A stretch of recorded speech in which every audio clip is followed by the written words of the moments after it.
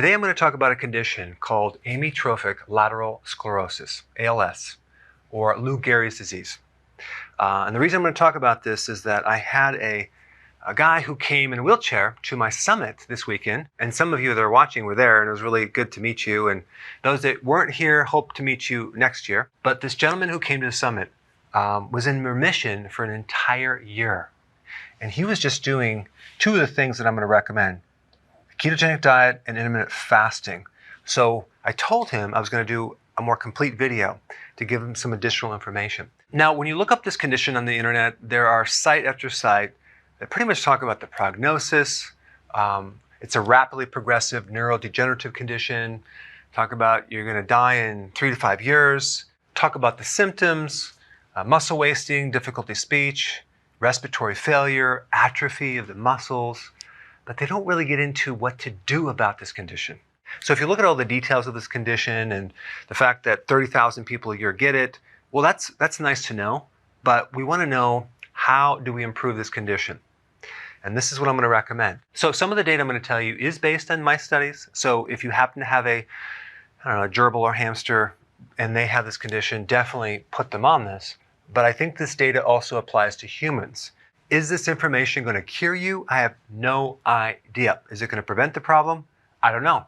I don't even know if it's going to improve things. However, I do know there's a lot of information related to these nutrients in the support of the nervous system.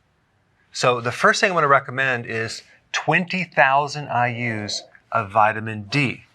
I'm going to put the links down below exactly what vitamin D is. It's probably the most important thing that you can take, because if you are deficient, the progressive decline of your health is about 4 times as fast, and you will not live as long. So vitamin D is crucial. Vitamin D is not really a vitamin, it's a steroid. It acts very similar to cortisol. And by the way, cortisol, or prednisone, which is a synthetic version, is one of the main treatments for these autoimmune conditions. The next thing I would recommend is ketones. Get on the healthy version of the ketogenic diet. I put a link down below. Why? Because ketones support the nervous system and they protect the nervous system. Very important. I would also recommend taking MCT oil to raise your ketones for sure. Just start off by taking about a half a teaspoon. Don't take too much because it can create some digestive issues. Next thing, and very, very important, is intermittent fasting. And this is good for any type of autoimmune condition because it lowers inflammation. And there's an inflammatory state in the nerve cells. Also, when you do intermittent fasting, you get a major improvement in your immune system, especially the stem cells, especially if you do periodic prolonged fasting. Next thing is zinc, very important in the immune system. Most people are deficient. Also, zinc will help protect against respiratory failure. But when you take zinc, it can throw off your copper. So I recommend you get a product that has both zinc and copper together. Read the back of the label. Whatever the directions say to take, go ahead and follow that. B12 is also important because it supports the myelin around the nerve. Next thing is vitamin E.